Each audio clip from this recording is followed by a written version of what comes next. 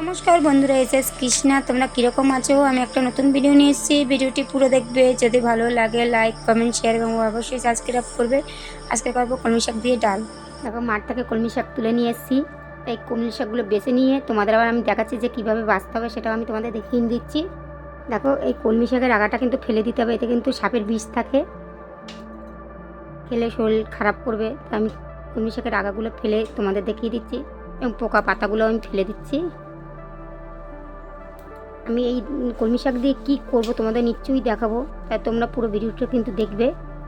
ও, আমার কলমি শাক বাছা হয়ে গেছে। আমি এটা কুচিয়ে তোমাদের আমি দেখাচ্ছি। দেখো, শাকটা একদম কুচি কুচি করে কেটে নিয়েছি।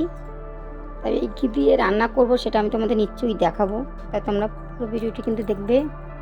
ডালটা ভালো করে ধুয়ে আমি গ্যাসের উপরে বসিয়ে দিয়েছি সিদ্ধ। তারপর আবার তোমাদের বসিয়ে দিয়েছি এবং কড়াই গরম হয়ে যাওয়ার পরে দিয়ে দিচ্ছি তেল গরম হয়ে গেছে, দিয়ে দিচ্ছি নুন। শাকটা কুচিয়ে ভালো করে ধুয়ে নিয়েছি এবং তেলের উপর দিয়ে দিচ্ছি।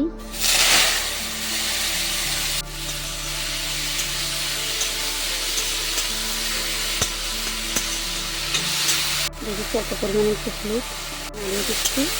নাড়িয়ে হলুদটা মিশিয়ে দিলাম। দেখো, আমার শাক ভাজা হয়ে গেছে। এবার আমি এটা তুলে নিচ্ছি।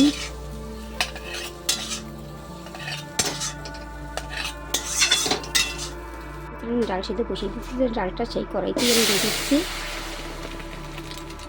দেখো, আর একটু সিদ্ধ হবে, পুরো কিন্তু সিদ্ধ হয়নি, তাই সিদ্ধ তোমাদের আমি আবার পরে দেখাচ্ছি। দেখো, আমার ডাল কিন্তু সিদ্ধ হয়ে গেছে। আমি এটা একটু হাতার পিছন দিয়ে ভেঙে দিচ্ছি।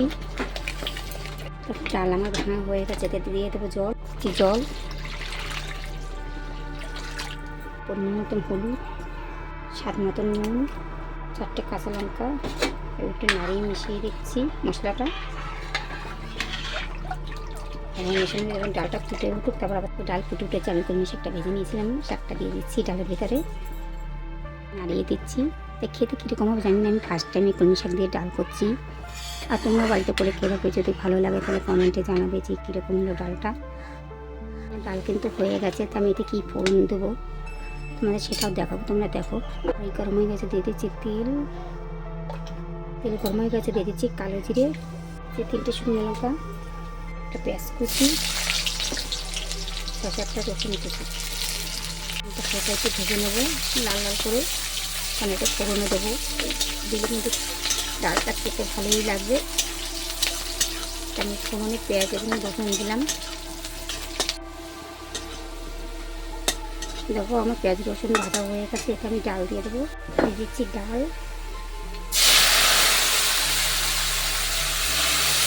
দেখো, এই জায়গায় ফোড়ন দিয়েছিল, কিন্তু ভালো লাগবে ডালটা।